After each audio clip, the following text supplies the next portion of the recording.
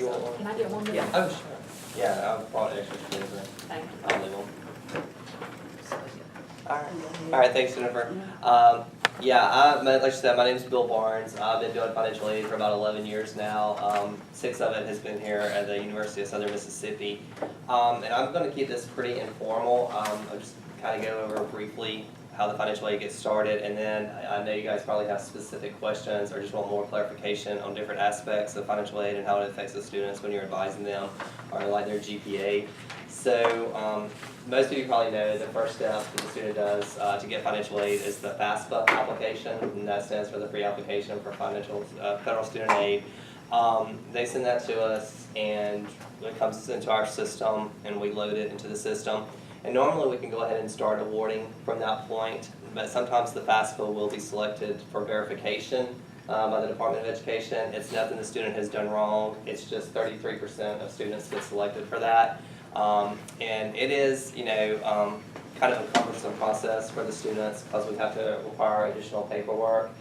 And some students are a little slow in getting that to us, and then they start, getting concerned because they haven't got any financial aid and they can't get their books, and they said that's affecting their classes and their test taking ability. So we really stress to them to try to get those forms into us as soon as possible. We send them email communications, we send written communications, and it also shows on their SOAR account on the to-do list that we need these forms, we need these forms. So if you ever get anybody and they say, well, we didn't get our financial aid yet, you may want to say, well, have you checked your SOAR account? Do you have anything on your to-do list that's outstanding? Because until that stuff gets updated, it's going to stay on their SOAR list, and we're not going to have their financial aid process for them. So that's a lot of people. Nobody told me, well, we try to communicate the best we can. I'm sure sometimes it slips up, but I think a lot of times they're just not following through. So if we have maybe encouragement from other departments for them to look at their SOAR account, that would help us out and eventually help you guys out, I think. So Bill, how many students typically run into that problem? I mean, quite a few? Is that something Yeah, you see quite common? I don't have a breakdown. I know it's like 33% of our population, which, that's a pretty good bit of students here. So it's job security for me because I am a verification counselor. So, I know I get a lot, even at this period, I have like 16 that I have waiting to get verified. And that's just me. Each of the counselors have about the same amount. So it's a good amount of students. But in terms of the students checking their SOAR account regularly, is that a That's a problem for everything, because not only for verification, there might be something that the admissions office needs, and it could be something as simple as immunization records that's holding stuff up, and they're like, well, nobody told us, and it's clearly on their to-do list. So that It says to-do list? it says to-do list. When you pull up, when they go to SOAR and go to their student center, on the right-hand side, it's got to-do list, and it has, forms need, well, I don't know exactly, but it says like a form, and you can click on that link, and it'll actually bring up the form, and they can print it out from there. Now, they can't submit it electronically at this point, but they can print it out and fax it to us, scan it and email it to us, or bring it by the office. So, but that is a huge problem. I've almost wished there was some sort of way that they had to do some sort of tutorial for SOAR to say, okay, if you have this, where do you go to get this? But so far that hasn't happened, but it's a really big problem. But if we could get help for them to check their SOAR to-do list on SOAR, that would be awesome. But that's kind of where students run into problem getting financial aid initially. You have a question? And this is more of a personal thing. The 33% of the population that goes into verification, is that 33% of everybody who fills out a FAFSA, or just 33% of those who get financial aid through DOE?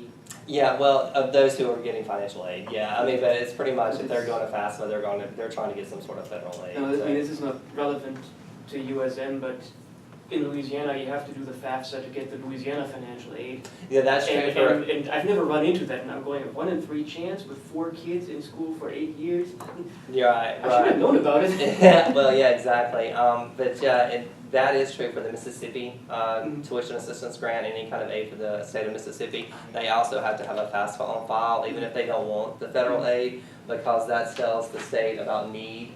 Because some of the state aid is based on need, and the best way that the government has determined is that FAFSA. If there's one form, you might as well use it. Right, exactly. So yeah, they were not going to get any state financial aid unless they have a FAFSA on file. So that's a good point, exactly. But you only get selected when you Right. get when something from the verifying Right. agency. And we get several calls, students saying that they need loans, and I'll say, well, did you do a FAFSA? And they'll say no because we're not getting a Pell Grant. Well, the FAFSA is also the loan application process too. I don't know where that misconception has came in at. FAFSA is not just the Pell Grant, it's the loans to the government too. And we have a lot of students say, well, I'm not, they don't even bother to fill it out, which is silly because again, that could hamper them from their state aid as well. So I always recommend that they do a FAFSA because that's gonna help them out and us out as well. It's basically almost one-stop shopping for financial aid. Right, now. mhm. And all of it, if they don't know where to go, there's a link to it on the financial aid website. It has the state aid website,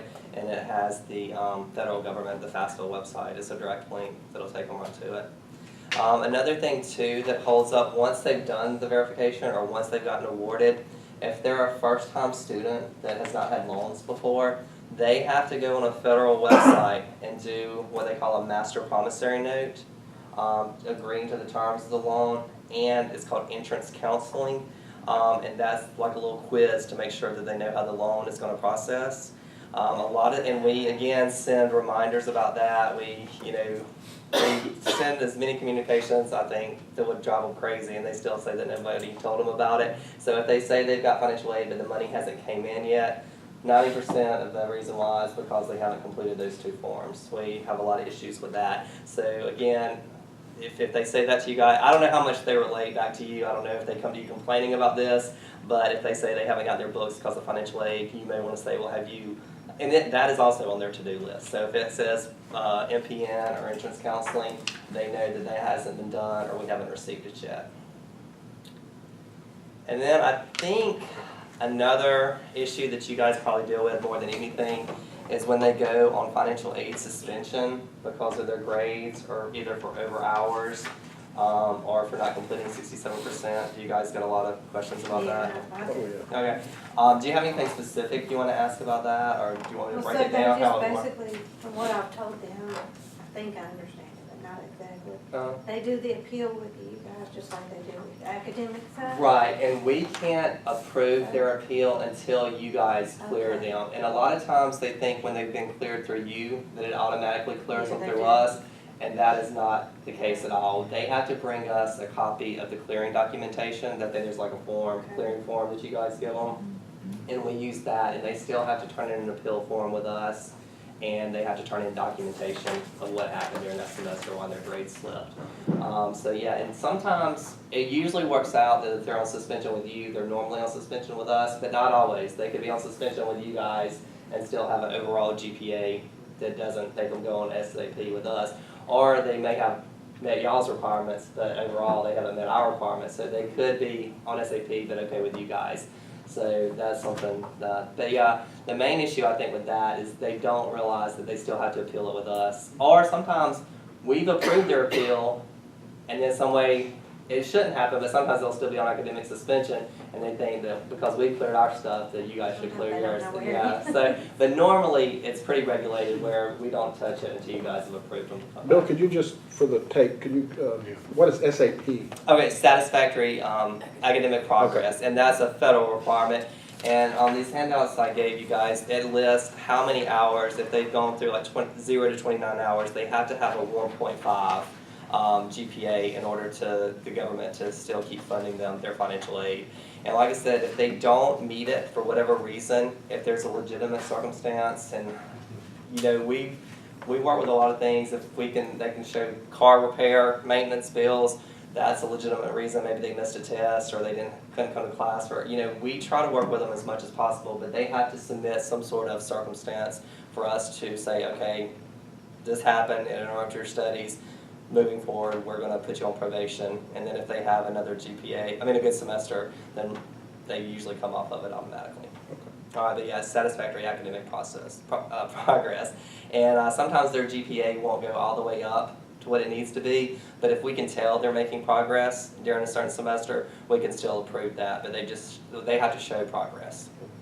All right. Yeah. That is something where, and this was just a case that went through my office this week, where I request that as you were explaining these things to the students, be patient and explain the whole process. I had a young lady in my office this Monday or Tuesday who told me that she had to come to my department to get cleared academically because she may not be all the way off of suspension. Her GPA was still below 2.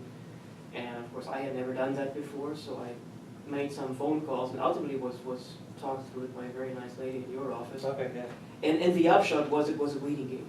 Mm-hmm. And so she had talked to somebody else in financial aid who sent her over, and yet it was basically the actual information should have been, look, just wait, you'll get instructions if needed. Right. And it was one of those where there was definitely progress in the last semester, but the GPA was still not above 2, so. Right, and I understand that they get aggravated with that because they're like, well, I've made good grades this semester, why do I still have to do this? But, and sometimes, if we can tell they've done that, most of the times, they don't have to turn in any extra documentation, like a, repair bill. We wouldn't request that. We just have one form, it's called an academic plan, and they just put, I realize the campus has tutoring available, I've scaled back my hours on my job, and that's usually enough. I mean, those are really simple for us to prove, so they don't have to go back and do all that required documentation initially that they had to do. This would just be an academic plan, we call it, but basically it's just them saying that they know they need to keep on track to make sure their grades stay up. So yeah, that's probably the case with that particular student. And sometimes, I don't know, maybe you guys get, how many of you deal with graduate students? Okay, do you ever get something where they say they're over hours and they need something? Okay, that's another reason that they may get on financial aid suspension is because once they've reached a certain amount of hours, the government thinks they should have graduated by this time, so they want to limit that. But sometimes the way our system is set up, it doesn't flag those graduate students with enough hours. So we used to have them get a signed program plan by one of the advisors. We've pretty much gotten away from that where they can just print us off their program plan. And if we can tell that it matches up, then we're good with that. But sometimes there's questions about it, because sometimes it's like, okay, you said you were going to graduate last semester, and now it's looking like you've got 2 more semesters. So we will ask for an advisor or someone in the department to confirm their expected graduation date. We've not had that issue. We've done the plans of studies and sent Okay. them over, and So that's typically good. That's okay? Mhm. All right, good deal. Because we also showed that most of their hours are from their previous degrees. Right, exactly, yeah. And again, I hate that for the student, but if it's flagged by the government, we have to follow up on it. But usually those are pretty simple to. Because they're not allowed to get their tuition waiver Right, until that is done. right. Okay, good deal. Speaking of over hours, I'm not sure if it's more relevant at the undergraduate level, but I remember at my previous institution, we were talked through, once you're past a certain number of hours in your undergraduate degree, like 160 or something like that, That's right. that triggers a process where you really need to make a plan that says, look, here's what we're going to take to graduate, and it's got to be a very, very tailored plan. Right. Is that a big issue here? It's not a big issue, it is an issue, and we've had that come through, but most of the time it's already worked itself out by the time that will get flagged with us. Now, another thing that's coming up recently, and this is a federal requirement too, depending on the number of hours, they have to have a major declared.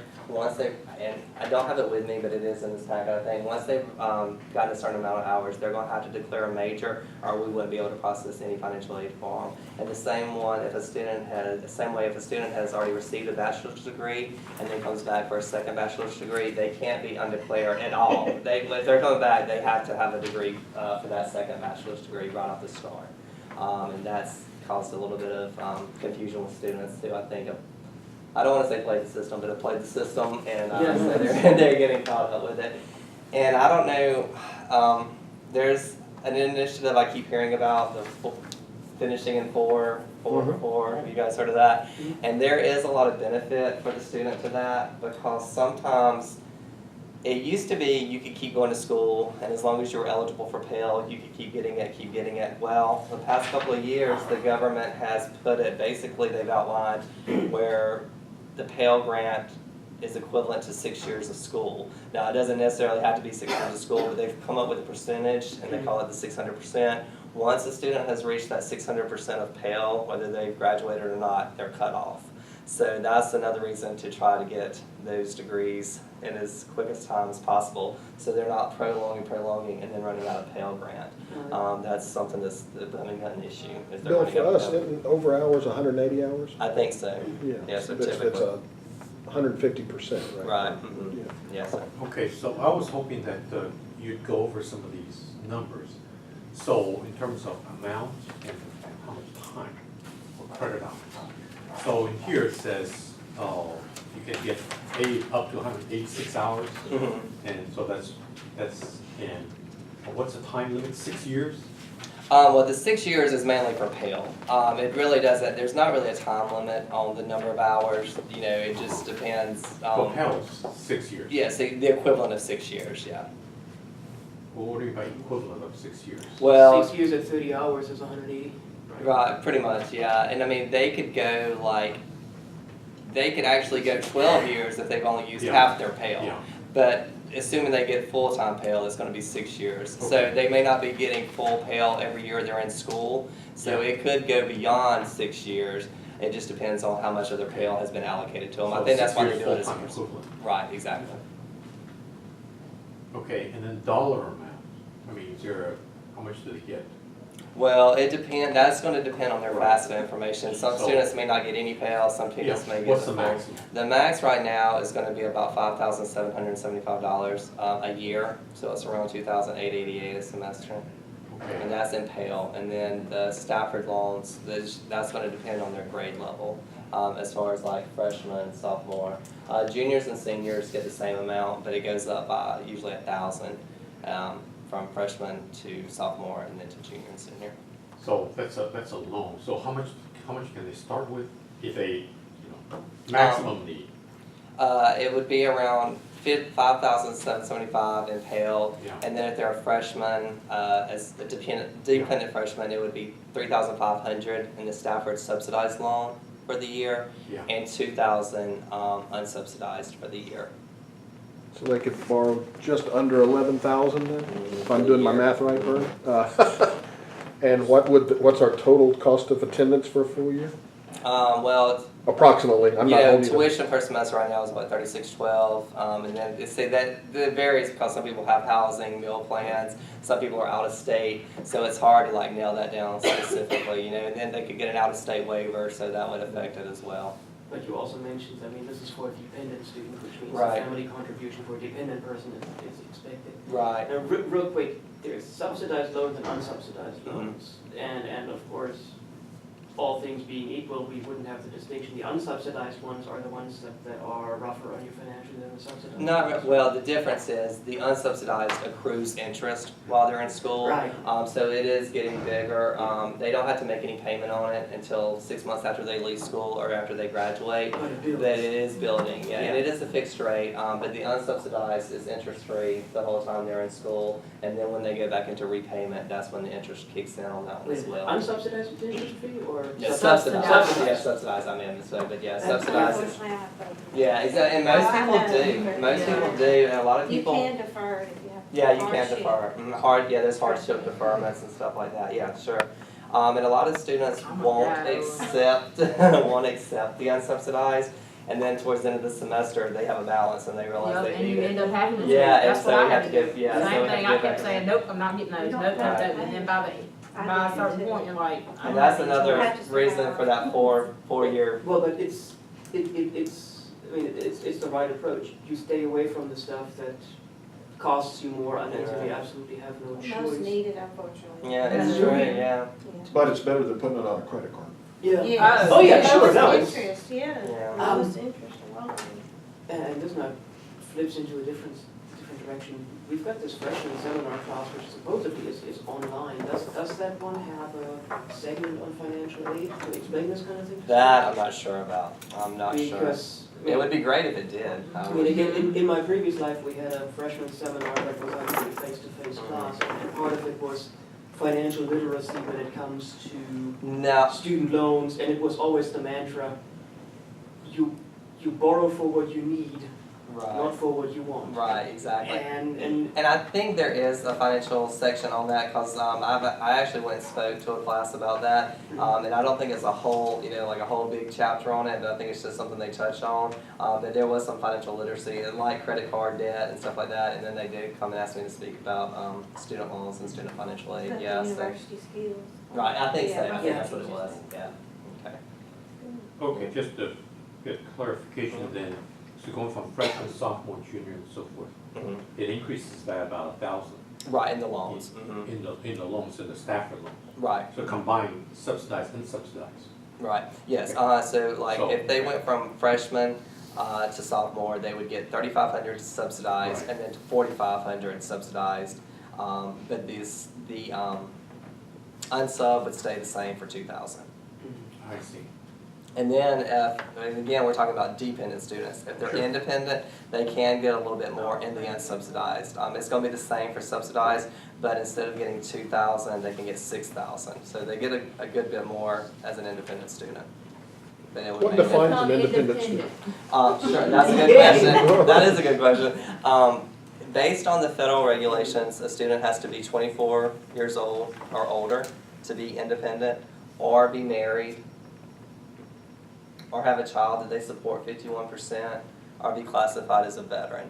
Those are the ways that they're independent. A lot of students will call, and I completely understand, they're 23 years old, they haven't seen their parents, they don't live with their parents. Can't you do some type of? There's a dependency override, over- yes, but those, we have to have documentation of it. Yeah. Of course, if it's a death certificate, those are pretty self-explanatory, but sometimes we have students who filed police reports again. If there's like a physical danger where they can't be around their parents, that would classify. If they have been abandoned, we would get like maybe some letters of support from a family attorney or, high school principal that knew the situation, guidance counselor, social worker. We've had pastors from the church, and there is a dependency override that we could just use that to base the student as being independent. But to be classified as independent, it really has to be one of these traumatic situations. It can't be something that simply says, look, I am on my I was own. gonna I say, can well, on my They own." can be emancipated. I was gonna say, yeah, they have to. Yeah, but there's really not legal emancipation in Mississippi. I mean, if it's something that we can prove, then yeah, we could do that. But yeah, it's not, because we're like, well, my parents just don't wanna help me pay for school, we couldn't work with anything like that. Or if they, if they're on their own, but there's no really strict circumstance why the parent wouldn't be involved, other than just apathetic towards it, we wouldn't be able to process it. It would have to be some kind of documented ordeal. Yeah, I had a cousin that went through a whole lot one time to Mhm. finally get to be able to independent status. and Right. financial aid. It took a lot, she had to do a lot of paperwork, Right. that was years ago though. Mhm. Well, it does require a good bit of work to get that done, yeah. And just as a side note, if they do try to get a dependency override, they will automatically be selected for that verification process, because anytime that the school or financial aid office make changes to a FAFSA, we have to verify that information. So we just can't go in willy-nilly and start changing stuff, we have to have that verification. What happens with like a disaster? Like a Hurricane A Katrina and hurricane? stuff. Well, you know that Yeah. tornado that hit up there? Yeah, there's a form called a reevaluation, Okay. where like, when we do because the financial aid information is normally based, and this could be changing, this is a new regulation, but we'll talk about what's actually going on right now. We base the financial aid on the previous year, so even for the students that are coming in for the spring semester, we'll still review 2014 taxes. So it's almost a year behind what we're doing.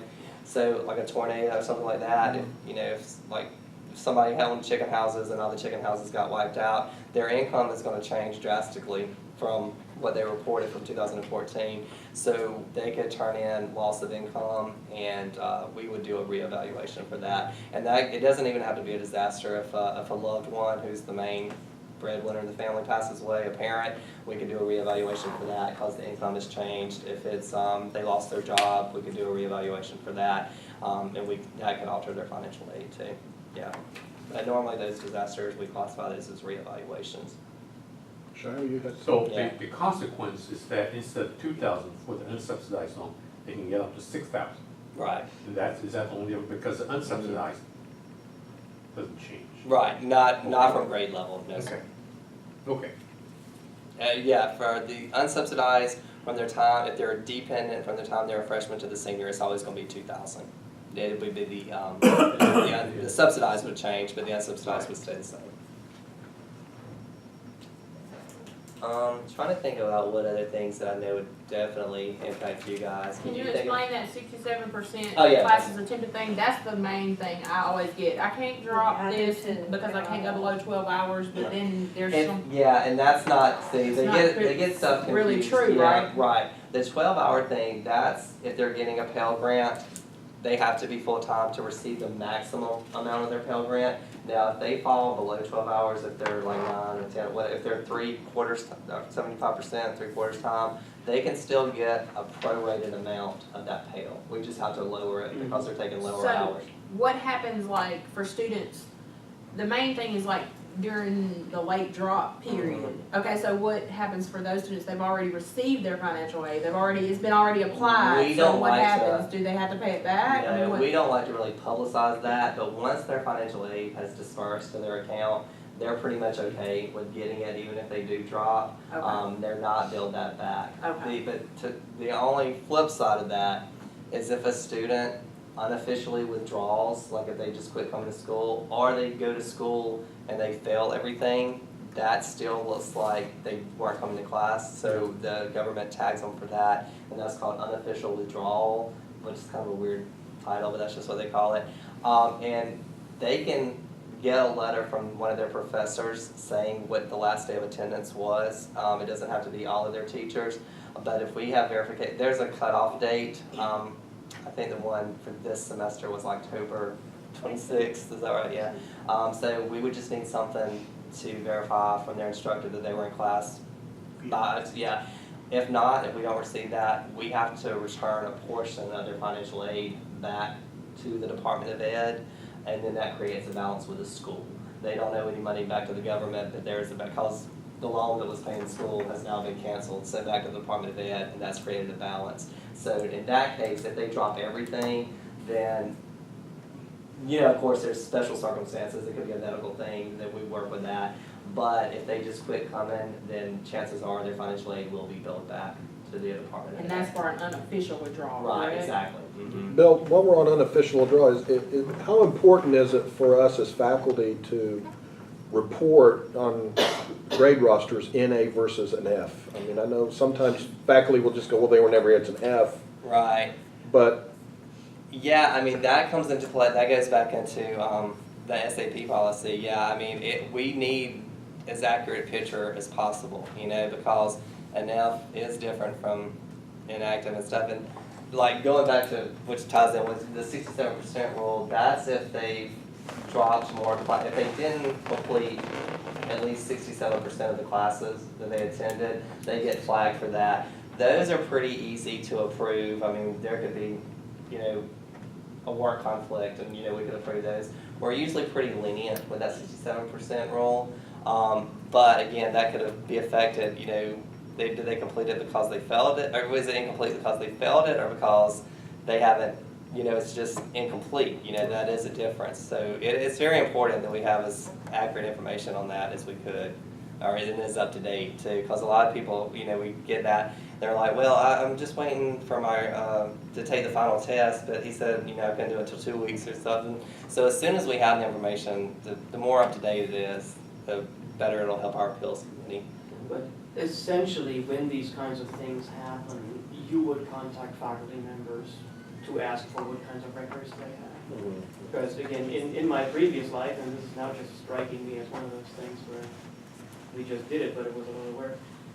We actually had, for any student who withdrew or had an F, we had to report in the system when the last day was that the student attended. I think it was exactly for that reason, that you need to attend past 67% of the time in the class. Right. Otherwise, they also bill the school back, and then that's. Well, see, what we do for unofficial withdrawals, we leave it up to the student to get with their professor or whoever to get that information to us, because we don't have record of that. Yeah, that and we basically, if they can't bring a record, then hey, Right. you left. Right. And I want to ask you guys a question. A lot of students say they have trouble getting in touch with a certain professor. Is there anybody else besides the professor that could verify the last date of attendance in a class? No. So it has to be the professor? No, but, I'm sorry. I would say that you should get them to contact the secretary or administrative assistant in their department, because we can typically get our faculty members to respond Okay. quicker than, you know, Then they, they try to reach yeah, out to you. mhm. Okay. Carla's got pull. Uh-huh. That's good information. And I cracked the Have whip. cell phones. Me too, I told them. I'm like, "Get hey, on you your need to, cell phone." hey, you need to answer the emails, you know, respond to those emails. Okay. So I would say if they give you that, that would be the best thing for you to tell them, is they need to speak with the secretary or administrative assistant, because that person has direct contact with the faculty members more Okay. than. Well, as soon as I get back to the office, and you guys help me remember, we're gonna spread the word on that, because we do get that a lot. And I mean, and that's what we're here for, that's what we're here for. Okay, Yeah, we get that a lot too. And it- Faculty didn't respond. right. And it can be strange things, because one of my folks didn't respond, and I ran into him in the math zone, and his phone can't send emails. So he actually had replied, it's on his Right. phone, it's just, it doesn't ever arrive. Yeah, So yeah, he's got iTech looking into his phone right now. yeah, Sometimes it's real reasons. right. And we do give them a cutoff date to get those letters in, and again, this is, you know, in this room. I think our cutoff is January 16th, but even if they turn it in after January 16th, we still give them a little bit of wiggle room. But we found if we don't give them a deadline, they just won't do anything. It's weird how, you know, January 17th, they're like, oh, is it too late to get my form in, you know, so, but, you know, if they do miss the deadline, still tell them to send that to us, just so that we can see if there's anything else we can do for them. But yeah, like if they've gotten Pell Grant based on full-time hours, and then they drop one class, we're not gonna bill that back after it's dispersed. Now, if it hasn't dispersed yet, and by disbursement, that means the money has actually came to the school. If their money hasn't came in and we see that they're not full-time, we can actually go in there and adjust that, so when the money comes in, it'll be for the, you know, half-time hours or three-quarter times hours.